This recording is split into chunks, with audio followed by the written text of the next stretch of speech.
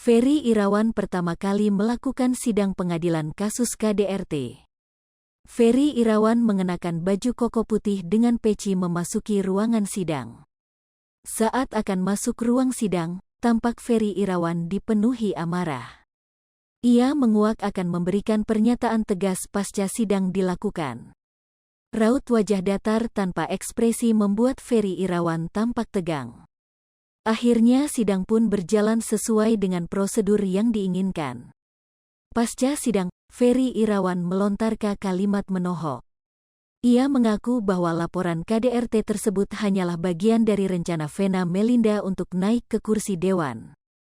Tak hanya itu, ia menguak bahwa kondisi tersebut tak bisa ia tepis lantaran adanya sistem yang kuat. Di balik pengakuan tersebut, kondisi Ferry Irawan ketika menjalani sidang menjadi sorotan. Ia tampak lusuh dan kusam saat menghadiri sidang perdana di Pengadilan Negeri, PN, Kota Kediri, Jawa Timur. Kendati begitu, pihak kuasa hukum Ferry Irawan meluruskan kondisi yang dialami kliennya. Michael Pardede mengatakan bahwa saat itu Ferry Irawan tengah mengalami alergi gatal-gatal. Dia sehat, mungkin cuma gatal-gatal, ujarnya. Pihak Ferry Irawan lantas tetap yakin bahwa sang klien tidak bersalah. Kendati begitu, mereka berharap hal terburuk terjadi dengan Ferry Irawan dapat berupa putusan pasal 44 ayat 4.